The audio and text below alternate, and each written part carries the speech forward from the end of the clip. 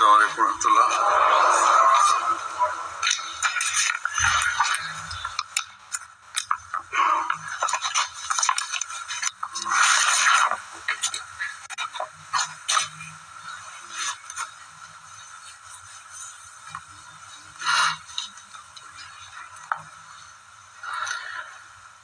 أشهد أن لا إله إلا الله وحده لا شريك له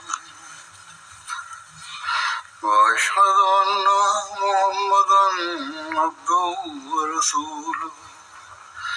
أما بعد فأعوذ بالله من الشيطان الرجيم.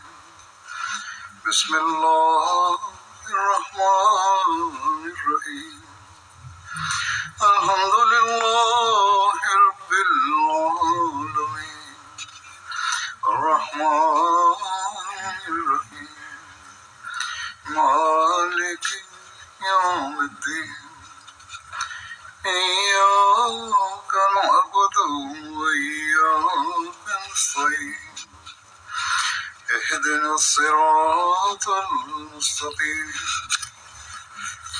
صراط الذين أنعمت عليهم غير المغضوب عليهم ولا الضالين. اللہ تعالیٰ آج ہم عید منا رہے ہیں. اللہ تعالیٰ نے ہمیں یہ موقع عطا فرمایا کہ ہم اپنی زندگی میں ایک اور عید دیکھیں. عید کی حقیقی خوشی تو ہمیں اس وقت پہنچ سکتی ہے جب ہم اللہ تعالیٰ کی رضا کی راہوں پر چلتے ہوئے اس کے انعاموں سے فیض پانے والے ہیں. رمضان کے دوران سینکڑوں لوگوں نے یہ بات مجھے لکھی کہ ہم رمضان سے حقیقی فیض پانے والے ہیں اور رمضان میں وہ عمل کریں جن سے اللہ تعالیٰ ہم سے راضی ہو جائے.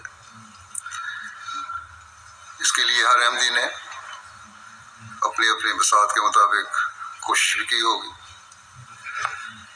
اللہ تعالیٰ ان کی کوششیں قبول بھی فرمائے اور اسے پھل بھی لگیں. اچھا پھلدار درخت تو وہی ہوتا ہے جسے مستقل پھل لگتے رہیں، نہ کہ ایک سال پھل لگے اور تھوڑے عرصے کے لیے پھل لگے اور پھر ختم ہو جائے.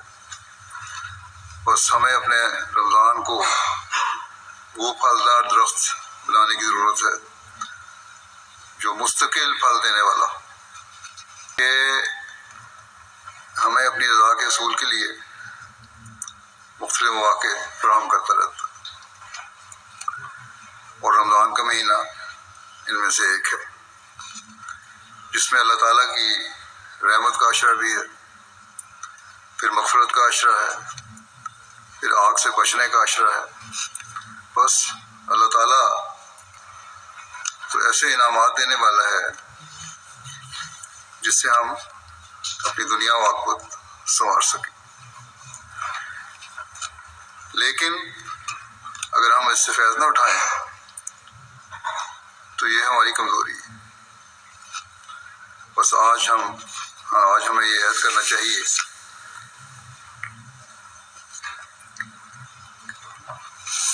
کہ جو حالات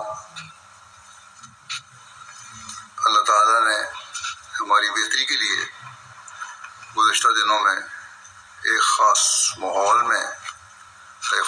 مہیا فرما کر میسر فرمائے تھے اور ہر ایک نے اس سے فیض اٹھانے کی کوشش کی تھی، جن میں حقوق اللہ کی ادائیگی بھی تھی اور حقوق العباد کی ادائیگی بھی تھی اور اپنے نفس کی اصلاح بھی تھی، اپنے ماحول اور اپنے گھر میں نیکیاں پھیلانے کی طرف توجہ بھی تھی. اسے اب ہم نے جاری رکھنا ہے تاکہ اس کے پھل ہمیشہ ہم کھاتے چلے جائیں اور اللہ تعالیٰ کے فضلوں کو جذب کرنے والے بنتے چلے جائیں. بس بس ہمیں ان باتوں پر اب غور کرتے رہنا چاہیے کہ اللہ تعالیٰ نے اس مہینے میں جو ہم پر رحمت کے دروازے کھولے ہیں، اس سے ہم کس طرح مستقل فیض پاتے چلے جانے والے بن سکتے ہیں۔ اللہ تعالیٰ نے صرف 10 دن کے لیے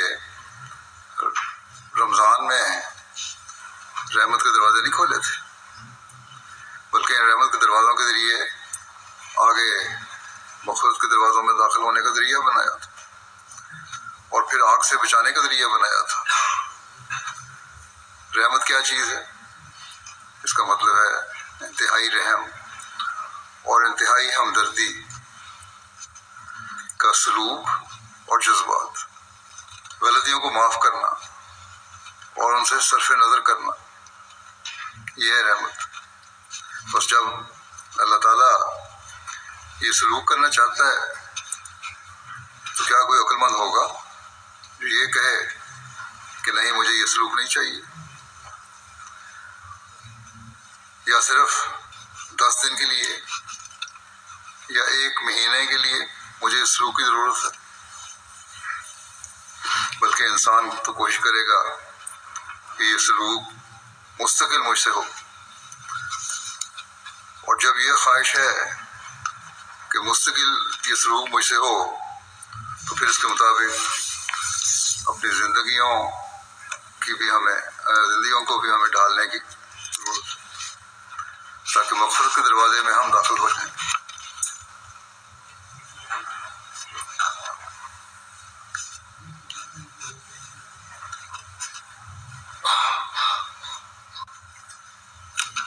اللہ تعالیٰ ہمارے گناہوں کو ڈھانپ لے، ہمیں بخش دے، ہمیں اپنی حفاظت کے حصار میں لے کر گناہوں کی سزا سے بھی محفوظ کرے۔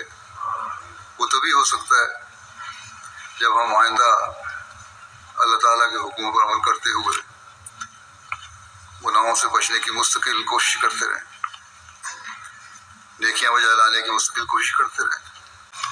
بس باریکی سے ہمیں اپنے جائزے لینے چاہیے، اور پھر جب یہ ہو تو پھر انسان آگ سے بچتا ہے، دنیا کی آگ سے بھی اور آخرت کی آگ سے بھی۔ ہر اس کام سے ہمیں پرہیز کرنا ہوگا جو شیطانی فعل ہے۔ شیطان ہی ہے جو ہمیں دنیا و آخرت کی آگ میں دھکیلتا ہے، اور اس سے بچنے کے لیے ہمیں جہاں اللہ تعالیٰ کی پناہ میں آنے کے لیے بہت زیادہ استغفار کرنی چاہیے، وہاں اپنے اعمال بھی اس طریق پر بجا لانے چاہیے جن کا اللہ تعالیٰ نے ہمیں حکم دیا ہے۔ ہمیں اپنے ایمان کو بھی مضبوط کرنا ہوگا اور اپنے عمل کا بھی جائزہ لینا ہوگا، اور ایک مومن کے لیے یہی سب سے بڑا کام ہے کہ وہ اپنے ایمان میں روز بروز ترقی کرتا رہے اور اسے مضبوط سے مضبوط تر کرتا رہے، اور اسی طرح نیکیاں بجا لا کر اپنے اعمال کو سجاتا رہے تاکہ اللہ تعالیٰ کے فضلوں کا وارث بنتا رہے۔ آج کل جو دنیا کے حالات ہیں، اس پر تو ہمیں خاص طور پر اللہ تعالیٰ کے حکموں پر چلتے ہوئے اس سے قرب کے تعلق میں بڑھنے کے لیے ہر ممکن کوشش کرنی چاہیے۔ وہی ہر طرح کی آگ نے دنیا کو گھیرا ہوا ہے، ایسے میں آگ سے نکلنے کے لیے خدائے ذوالعجائب سے پیار کی بہت ضرورت ہے۔ یہی ہمیں زمانے کے امام کی نصیحت ہے، یہی آپ نے ہمیں فرمایا ہے۔ بس ایک احمدی کو اس طرح بہت توجہ کی ضرورت ہے۔ عید میں صرف عید کی خوشیوں میں ہی مصروف نہ ہو جائیں، بلکہ آج بھی ذکر الہی اور استغفار کی طرف بہت توجہ کریں۔ آج اگر ہم یہاں عید منا رہے ہیں تو ایسے لوگ بھی ہیں جن پر شیطانوں نے زمین تنگ کی ہوئی ہے، کو رہنے کو چھت تو کیا کھانے کو روٹی بھی میسر نہیں ہے. بس ایسے میں جہاں اپنے لیے استغفار کریں اور اللہ تعالیٰ کے شکر گزار بنیں, وہاں ان محروموں کو بھی دعاؤں میں یاد رکھیں. اللہ تعالیٰ ان کے لیے بھی آسانیاں پیدا کرے اور انہیں بھی اس آگ سے نکالے. اللہ تعالیٰ انسانیت پر رحم فرمائے. اسی طرح آج کی نیکیوں میں یہ بہت بڑی نیکی ہے کہ ان کے لیے چیریٹی اداروں کو مالی مدد بھی دیں. ان کے لیے بھی پیٹ بھر کر روٹی کھانے سے عید کا ماحول پیدا کریں. صرف یہی نہیں کہ جو فلسطین یا سوڈان میں جنگ میں تکلیف دہ ماحول میں ہیں ان کی تکلیف دور کی جائے, بلکہ عمومی طور پر دنیا میں جو بھی بھوک کی تکلیف ہے, اور بڑی طاقتیں صرف اس وقت مدد دیتی ہیں جب ان کو وہ رب ماننے کا اقرار کریں, یہ اقرار کریں کہ ہمیں یہی لوگ پال رہے ہیں. ان کے لیے بھی ہمیں ہمدردی کا جذبہ رکھتے ہوئے, رحم کے جذبات رکھتے ہوئے مدد کی کوشش کرنی چاہیے. پھر جو ان کے چہروں پر خوشی دیکھ کر دل کو تسکین ہوتی ہے, وہی عید کی حقیقی خوشی ہے. بس اس طرف ہمیں خاص طور پہ توجہ دینی چاہیے. خلیفۃ المسیح اول رضی اللہ عنہ نے ایک موقع پر رب العالمین اور تقویٰ کو بیان فرماتے ہوئے بڑی خوبصورت انداز بیان فرمائی.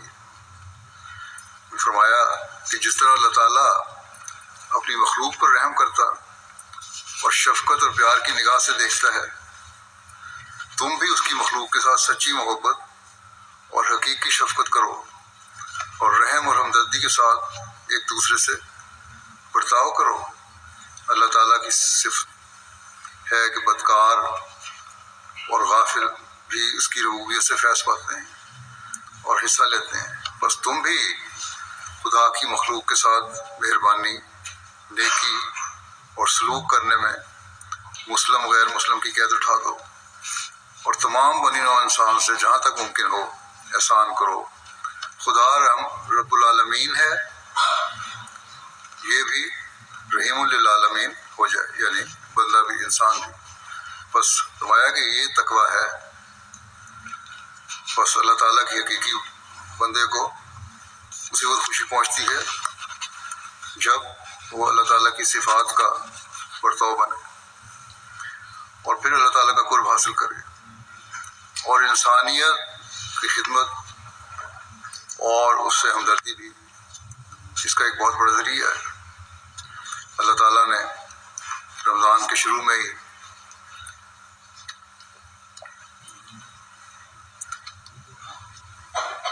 رحم اور ہمدردی دکھا کر ہم پر جو احسان کیا ہے, اس کا تقاضا ہے کہ ہم بھی یہ فیض جاری رکھیں اور رمضان کی برکات سے فیض کو آگے بھی پہنچائیں. اگر ہم اسی طرح اپنی زندگی گزاریں گے, یہ اعمال کریں گے, تو حقیقی رنگ میں اللہ تعالیٰ کی بات ماننے والے بھی ہوں گے, جس کی ہمیں اللہ تعالیٰ نے خاص تاکید فرمائی ہے. ہمیں ہمیشہ یہ بات سامنے رکھنی چاہیے کہ اللہ تعالیٰ ہماری ہر حرکت و سکون کو دیکھ رہا ہے. اگر ہم اللہ تعالیٰ کے حکموں پر چلتے ہوئے حقوق اللہ کے ساتھ حقوق الادا ادا نہیں کریں گے تو اللہ تعالیٰ کے حکم سے دور جا رہے ہوں گے, اور اگر یہ کریں گے تو پھر ہماری مغفرت کے بھی سامان ہو رہے ہوں گے اور ہم شیطان کے چنگل سے نکل کر اپنے آپ کو آگ سے بھی محفوظ کر رہے ہوں گے. اور یہی وہ حقیقی عید ہے جو ایک مومن چاہتا ہے اور چاہنی چاہیے. ورنہ شیطان نے تو حملہ کرنے کا کھلا چیلنج دیا ہوا ہے، اور تقویٰ سے ہی اس کے حملوں سے بچا جا سکتا ہے، ورنہ شیطان نے حملے کرتا چلا جائے گا۔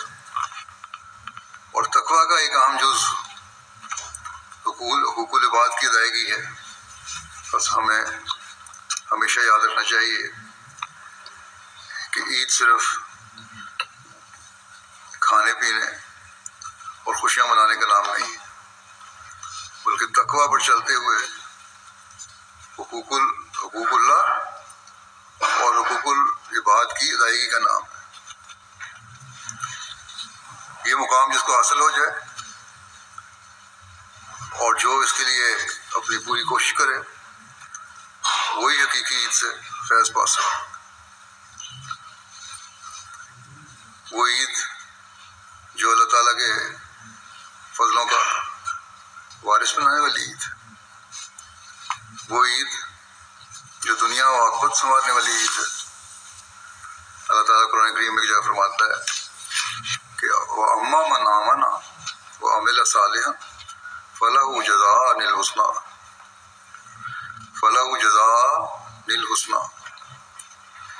وَسَنَقُولُ لَهُ مِنْ أَمْرِنَا يُسْرًا۔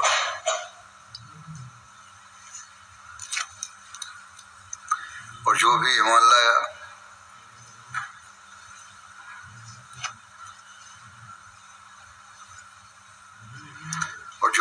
لایا اور نیک عمل کیے تو اس کے لیے جزا کے طور پر بھلائی ہی بھلائی، اور ہم ضرور اس کے لیے آسانی کا فیصلہ کریں گے۔ حسنہ کا مطلب ہے بہترین چیز، بہترین انجام، جنت اور کامیابی۔ بس یہ خوبصورت انعامات ہیں، جس کو مل جائیں اس کی اس سے بڑھ کر اور کیا عید ہو سکتی، جس کے لیے اللہ تعالیٰ آسانی کا فیصلہ کر دے، اسے اور کیا چاہیے۔ لیکن ایمان میں مضبوطی اور نیک اعمال اللہ تعالیٰ نے شرط رکھی ہے، اور یہ معمولی ایمان نہیں بلکہ ایسا مضبوط ایمان ہے جسے کوئی چیز ہلا نہ سکے۔ یہ یقین ہو کہ اللہ تعالیٰ میرے ہر فعل اور عمل کو دیکھ رہا ہے، جب یہ یقین ہو کہ اللہ تعالیٰ میرے ہر عمل اور فعل کو دیکھ رہا ہے، میرے ہر قول کو سن رہا ہے، تو پھر انسان دونوں قسم کے حقوق اللہ تعالیٰ کی رضا کے لیے ادا کرتا ہے۔ اس میں کوئی دکھاوا ہو ہی نہیں سکتا، اور جب اللہ تعالیٰ کے لیے ہر فعل ہو جائے تو پھر ایسے شخص کی دعائیں بھی قبول ہوتی ہیں اور خدا تعالیٰ کا قرب بھی ملتا ہے۔ بس آج ہمیں یہ مقام حاصل کرنے کا عہد اور دعا کرنی چاہیے، تاکہ ہم حقیقی نیکیاں حاصل کر کے اللہ تعالیٰ کا قرب پا کر حقیقی عید منا سکیں۔ اس بات کو بیان کرتے ہوئے کہ حقیقی نیکی کے واسطے خدا کے وجود پر ایمان لانا ضروری ہے، حضرت مسیح علیہ السلام فرماتے ہیں کہ حقیقی نیکی کے واسطے یہ ضروری ہے کہ خدا کے وجود پر ایمان ہو، کیونکہ مجازی حکام کو یہ معلوم نہیں کہ کوئی گھر کے اندر کیا کرتا ہے، اور پس پردہ کسی کا کیا فعل اندر جو چھپ کے کام کر رہے ہیں اس کا تو کسی کو نہیں پتہ لگتا۔ اور اگرچہ کوئی زبان سے نیکی کا اقرار کرے مگر اپنے دل کے اندر وہ جو کچھ رکھتا ہے اس کے لیے اس کو ہمارے مواخذہ کا خوف نہیں۔ اور دنیا کی حکومتوں میں سے کوئی ایسی نہیں جس کا خوف انسان کو رات میں اور دن میں، اندھیرے میں اور اجالے میں، خلوت میں اور جلوت میں، ویرانے میں اور آبادی میں، گھر میں اور بازار میں، ہر حالت میں یکساں ہو۔ کوئی دنیا کی حکومت ایسی نہیں جو ہر چیز کو جانتی ہو، لیکن خدا جانتا ہے۔ بس درستی اخلاق کے واسطے ایسی ہستی پر ایمان کا ہونا ضروری ہے جو ہر حال اور ہر وقت میں اس کی نگران اور اس کے اعمال اور افعال اور اس کے سینے کے بھیدوں کو شاہد ہے۔ اعمال کو درست کرنا ہے تو یہ بڑی ضروری بات ہے کہ یہ ایمان ہو کہ اللہ تعالیٰ ہی ہے بوستی، جو ہمیں ہر وقت ظاہر میں بھی، باہر میں بھی، چھپے ہوئے بھی، اندر بھی، گھر کے باہر بھی، بازار میں بھی، ہر جگہ دیکھ رہا ہے اور ہمارے ہر عمل پر اس کی نظر ہے۔ بس یہ بات ہر مومن کے دل میں ہر وقت ہونی چاہیے کہ میرے ہر قول و فعل کو اللہ تعالیٰ سن رہا ہے، دیکھ رہا ہے اور جانتا ہے، اور کوئی چیز اس سے چھپی ہوئی نہیں ہے۔ یہ حالت جب پیدا ہو جائے تو پھر انسان شیطان کے چنگل سے مکمل نجات پاتا ہے اور اللہ تعالیٰ کی پناہ میں آتا ہے۔ لیکن یہ بھی یاد رہے کہ اس پناہ میں آنے کے لیے مستقل استغفار کی بھی ضرورت ہے، اور یہی چیز ہے پھر اس فیض کو کبھی ختم نہ ہونے دے گی، جو ہمیشہ کی عید کا سامان کرتی ہے۔ پھر اس بات کو بیان فرماتے ہوئے کہ نیکی کیا چیز ہے، حضرت مسیح علیہ السلام فرماتے ہیں نیکی ایک زینہ ہے اسلام اور خدا کی طرف چڑھنے کا، لیکن یاد رکھو کہ نیکی کیا چیز ہے۔ شیطان ہر ایک راہ میں لوگوں کی رازنی کرتا اور ان کو راہ حق سے بہکاتا ہے۔ مثلا رات کو روٹی زیادہ پک گئی اور صبح کو باسی بچ رہی، عین کھانے کے وقت کہ اس کے سامنے اچھے اچھے کھانے رکھے ہیں، کبھی ایک لقمہ نہیں لیا کہ دروازے پر آ کر فقیر نے صدا کی اور روٹی مانگی، وہ کہا کہ باسی روٹی صاحب کو، یعنی گھر میں جو کھانے والے بیٹھے تھے لوگ، گھر والے، انہوں نے کہا کہ باسی روٹی کل کی بچی ہوئی ہے، وہ اس کو دے دو۔ فرمایا کیا یہ نیکی ہوگی؟ باسی روٹی تو پڑی رہنی تھی، تناؤ فساد اسے کیوں کھانے لگے؟ جن کو نعمتیں میسر ہیں ان کو کیا ضرورت ہے اس باسی روٹی کو کھانے کی، وہ تو پڑی رہے گی۔ یہ تو کوئی نیکی نہیں ہے۔ اللہ تعالیٰ فرماتا ہے وَيُطْعِمُونَ الطَّعَامَ عَلَىٰ حُبِّهِ مِسْكِينًا وَيَتِيمًا وَأَسِيرًا، کہ اور وہ کھانے کو اس کی چاہت کے ہوتے ہوئے مسکینوں اور یتیموں اور اسیروں کو کھلاتے ہیں۔ فرمایا کہ یہ بھی معلوم رہے کہ طعام کہتے ہی پسندیدہ طعام کو ہے۔ طعام کا مطلب یہ ہے جو پسندیدہ کھانا ہو۔ سڑا ہوا باسی طعام نہیں کھلاتا، سڑا ہوا یا باسی کھانا جو ہے، پرانا کھانا جو ہے، وہ طعام نہیں کھلاتا۔ الغرض اس رکابی میں سے جس سے میں ابھی تازہ کھانا اور لذیذ اور پسندیدہ کھانا رکھا ہوا ہے، کھانا شروع نہیں کیا، فقیر کی صدا پر نکال دے تو یہ نیکی ہے۔ اس تازہ کھانے میں سے نکال کے دو فقیر کی صدا پہ، تو پھر یہ نیکی ہے۔ بس حقوق باز ادا کرنے کی یہ نیکی ہے جو اللہ تعالیٰ کا قرب دلاتی ہے۔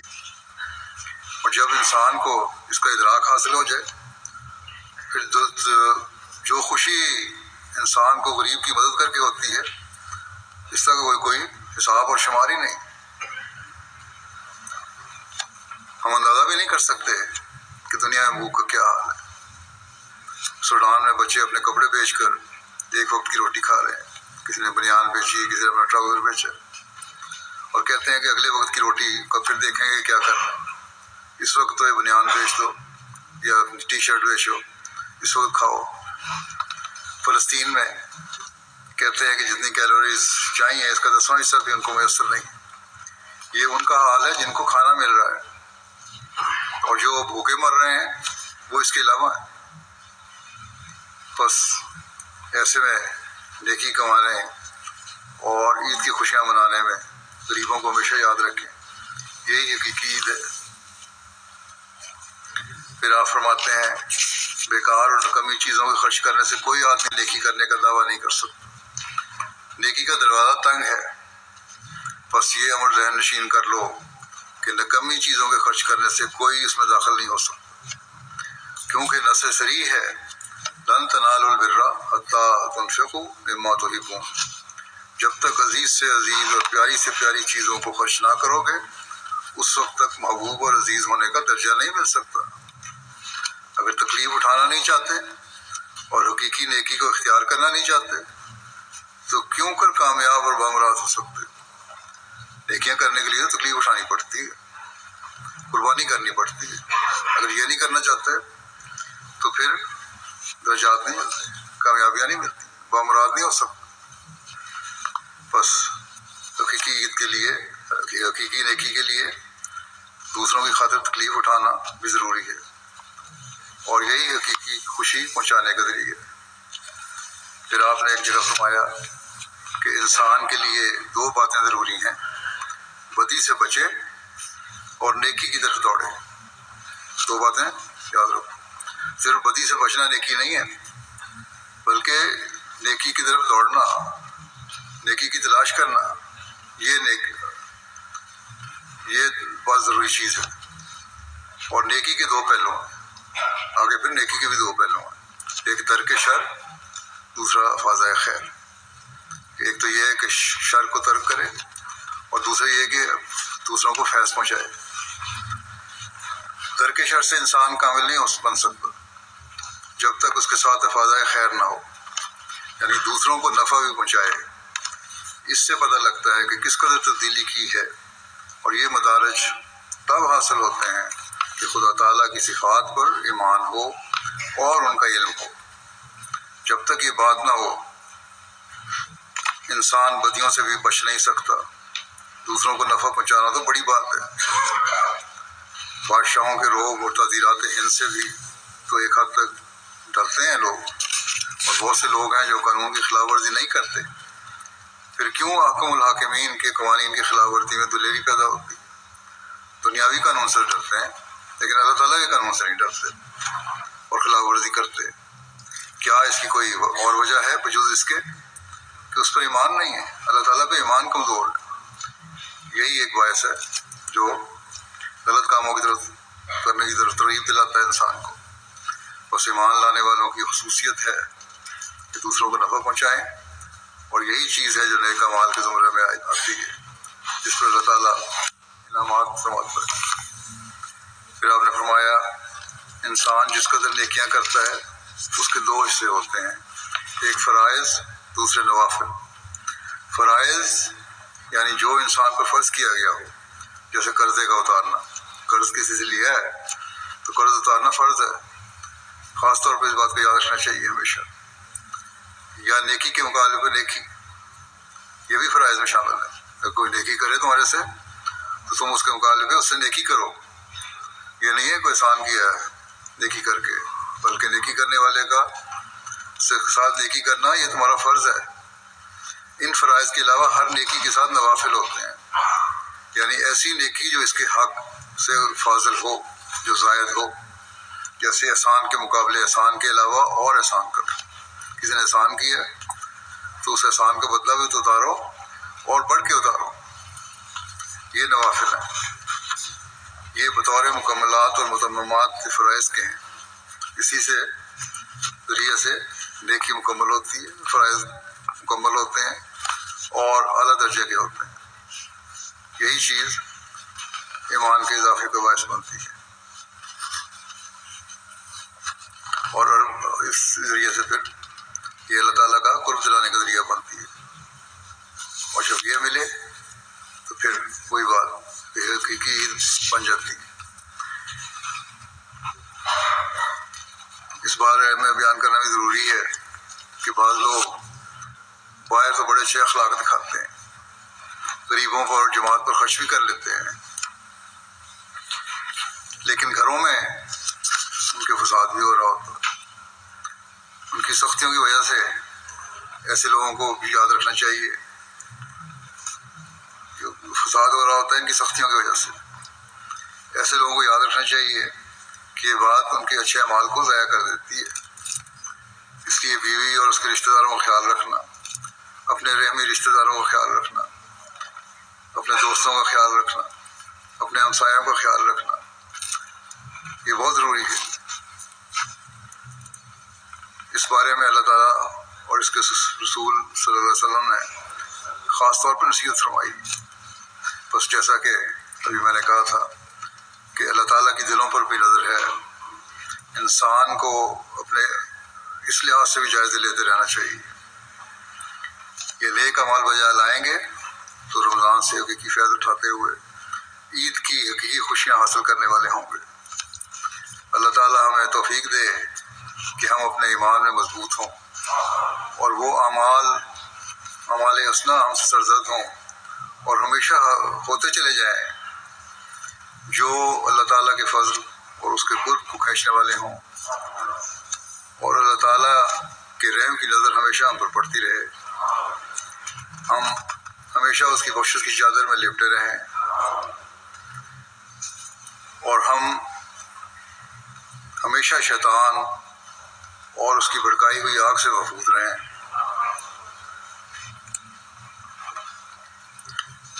آپ سب کو عید مبارک بھی ہو، دنیا میں بسنے والے تمام احمدیوں کو عید مبارک ہو۔ دعا میں پاکستان کے احمدیوں کو یاد رکھیں، اسیران راہ مولا کو یاد رکھیں۔ پاکستان کے احمدی مسلسل ابتلاء اور امتحان سے گزر رہے ہیں، اس کے باوجود اللہ تعالیٰ کے فضل سے اپنے ایمانوں کو بچائے ہوئے ہیں۔ اللہ تعالیٰ جلد ان کے لیے آسانیاں پیدا فرمائے۔ اسیران کی جلد رہائی کے لیے بھی دعا کریں، یمن کے اسیران کی رہائی کے لیے بھی دعا کریں، کافی مشکل میں ہیں وہ لوگ بھی۔ دنیا کے کسی بھی ملک میں احمدیت کی وجہ سے یا کسی بھی وجہ سے مشکلات میں گھرے ہوئے احمدیوں کے لیے اور ہر مظلوم اور معصوم کے لیے دعا کریں۔ شہدائے احمدیت کے خاندانوں کے لیے دعا کریں۔ بورکینا فاسو کے شہداء کو بھی خاص طور پہ یاد رکھیں، اور ان کے لواحقین کو بھی۔ آج کل پھر دشمن کی بورکینا فاسو کے احمدیوں پر نظر ہے، خاص طور پر ڈوری کے علاقے میں جہاں ہمارے شہید ہوئے تھے 8، جہاں جماعت نے اب ایک جگہ لے کر احمدیوں کو اکٹھا کیا ہے، نئی کالونی بھی بنی ہے۔ لگتا ہے دشمن شرارت کے منصوبے بنا رہا ہے، وہاں پھر بعض لوگوں کو دیکھا گیا ہے مشکوک نظر سے۔ رمضان میں بھی اللہ تعالیٰ ان کے شر سے ان کو محفوظ رکھے ہمیشہ۔ رمضان میں مالی قربانی کرنے والوں کے لیے بھی دعا کریں، اللہ تعالیٰ ان کے اموال و نفوس میں برکت عطا فرمائے۔ امت مسلمہ کے لیے دعا کریں، اللہ تعالیٰ ان کے افتراق کو دور فرمائے اور یہ ایک ہو کر اپنے حقوق کی حفاظت کرنے والے ہوں، فلسطینیوں کو ان کا حق دلوانے کی کوشش کرنے والے ہوں، ظلم کے خلاف آواز اٹھانے والے ہوں، فلسطینیوں کو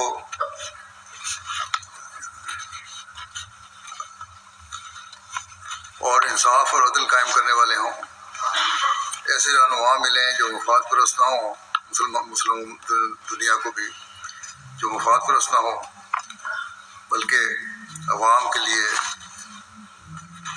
صاف دل ہو کر خدمت کرنے والے، ان کو فائدہ پہنچانے والے ہوں۔ اللہ تعالیٰ ان کو زمانے کے امام کو ماننے کی بھی توفیق عطا فرمائے تاکہ حقیقی عید منانے والے ہوں۔ اللہ تعالیٰ ہم سب کو عید کی حقیقی خوشیاں نصیب کرے، دنیا کے ظالم حکمرانوں کا اللہ تعالیٰ جلد خاتمہ کرے۔ یہ بڑی طاقتیں جو اپنے زوم میں ہیں، انصاف کے نام پر ظلم پر ظلم کیے جا رہی ہیں، اللہ تعالیٰ جلد ان کے لیڈروں کو بھی پکڑ کے سامان کرے اور انصاف پسند رہنما دنیا کو ملے۔